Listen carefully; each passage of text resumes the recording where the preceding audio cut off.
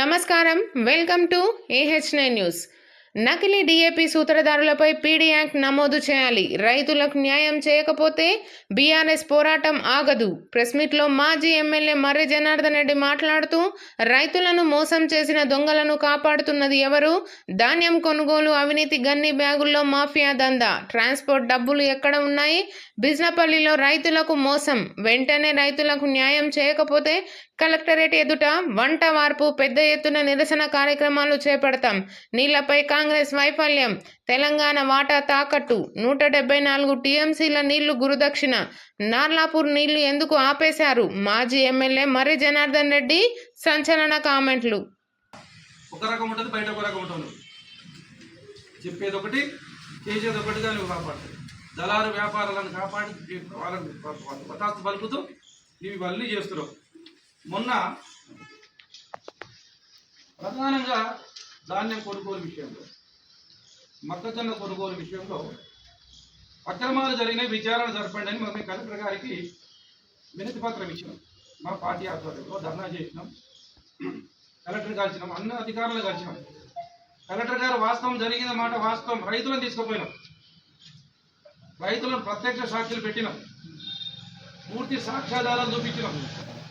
ఎవరి అకౌంట్లకు డబ్బులు పోయినాయి, ఫోన్పే ద్వారా డబ్బులు పోయినాయి, ఆ రిసిప్ట్లకు చూపించాం. కలెక్టర్ గారు మేము వారం రోజుల్లో చర్య తీసుకుంటామని చెప్పారు. మరి ఇప్పటి వరకు ఎందుకు చర్య తీసుకోలేదు? ఇప్పుడు రైతులు మీరు బస్తాలు కొనుక్కోండి, 22 రూపాయలు మేము ఇవ్వడం జరుగుతుంది, మీరు బస్తాలు మీరే కొనుక్కోండి, మా కొరకు వేడి చేయమాకని చెప్పి. మరి రైతులు బస్తాలు కొనుక్కొని వచ్చిండ్రు, బస్తాలు కొనుక్కొని వచ్చి నీకు ధాన్యం ఇచ్చింది. మరి కొంతమంది మొత్తం ప్రభుత్వం నుంచి వచ్చినటువంటి బస్తాల పైసలు వచ్చినాయి, ప్రభుత్వం నుంచి రావాల్సినటువంటి బస్తాల పైసలు అన్ని బస్తాలకు వచ్చినాయి. ఇవి ఎన్ని బ్యాగులు కొన్నావో, ఎన్ని లక్షల బ్యాగులు కొన్నావో కందనూరులో అన్ని బ్యాగులు పైసలు 22 రూపాయల చొప్పున వచ్చినాయి. మరి 50% రైతులకు ఇచ్చినావు, 50% రైతులకు ఇవ్వలేదు. మరి ఎవరి జేబులకు పోయినాయి పైసలు? ఇవి ఎమ్మెల్యే వాటా ఎంత, మార్కెట్ చైర్మన్ వాటా ఎంత తేల్చాలి. తేల్చి క్షమాపణ, తప్పైందని క్షమాపణ చెప్పి రైతులకు మీరు డబ్బులు ఇవ్వండి. ఇలా పట్టుపట్టి పెట్టిండ్రు.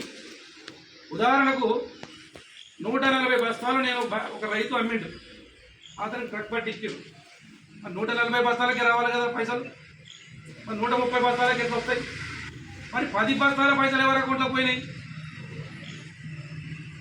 140 బస్తాలు ఫలానా రైతు ఇచ్చిందని వాళ్ళు ట్రక్ పట్టి ఇచ్చిన తర్వాత ఆ ట్రక్ పట్టీల ప్రకారంగా 140 బస్తాలకు రావాల్సినటువంటిది 130 బస్తాలకే వచ్చినాయి. 10 బస్తాల పైసలు ఎవరి అకౌంట్లోకి పోయినాయి? దీంట్లో ఎమ్మెల్యే వాట ఎంత, మార్కెట్ అధికారుల వాట, వ్యవసాయ శాఖ అధికారుల వాట ఎంత, చైర్మన్ వాట ఎంత తెలియాలి. ఇలా ట్రక్ పట్టి ఇచ్చిన తర్వాత ఇందులో విచిత్రం ఏంటంటే, ఎక్కడ వేరే దగ్గర స్టాక్ చేసిందంటే ట్రక్ పట్టిలో తక్కువ రావట్లేదు. ఓన్లీ కందనూరు నియోజకవర్గంలో చేసినట్టు గోడౌన్లో ఇచ్చినటువంటి, లోకల్ ఇచ్చినటువంటి గోడౌన్లోనే తక్కువ ఇస్తున్నారు తప్ప మళ్ళీ వేరే జడ్జీలో ఇచ్చిన దగ్గరనో, కలవకుర్తి ఇచ్చిన దగ్గరనో, అచ్చపేట ఇచ్చిన దగ్గర తక్కువ రావట్లేదు. ఓన్లీ కందనూరులో ఇచ్చినటువంటి ధాన్యానికి మాత్రమే ట్రక్ పట్టి కన్నా తక్కువ ఇలా 10 బస్తాలు 20 బస్తాలు కట్ చేసి ఇలా డబ్బులు పే చేస్తారు. మరి ఎవరు దీని బాధ్యులు ఎవరు? పూర్తి విచారణ జరిపి రైతులకు న్యాయం చేయాలి. ఇలా రైతులకు ఏం చెప్పిర్రు? ఎక్కడైతే కొనుగోలు కేంద్రం ఉందో ఆ కొనుగోలు కేంద్రం దగ్గరికి మీరే ట్రాక్టర్ల ద్వారా తీసుకురండి, ఆ ట్రాక్టర్కు హమాలి ఇస్తాము, లేదా ఆ ట్రాక్టర్కు ట్రాన్స్పోర్ట్ ఇస్తామని చెప్పింది. మీ దగ్గర రాస్తారు కదా, ఈరోజు ఎన్ని లారీలు వచ్చినాయి, ఎన్ని ట్రాక్టర్లు వచ్చినామని, ఎన్ని డివైడర్ మీ దగ్గర ఉంటుంది కదా. ఎక్కడైతే కొనుగోలు కేంద్రం ఉందో, గోదాం దగ్గర ఉందో, కొనుగోలు కేంద్రం నుంచి గోదాం వరకు తీసుకొచ్చినప్పుడు ట్రాక్టర్లు ఎన్ని వచ్చినవి, లారీలు ఎన్ని వచ్చినావో ఆ రోజు లిస్ట్ ఉంటుంది. కానీ కొంతమంది ట్రాక్టర్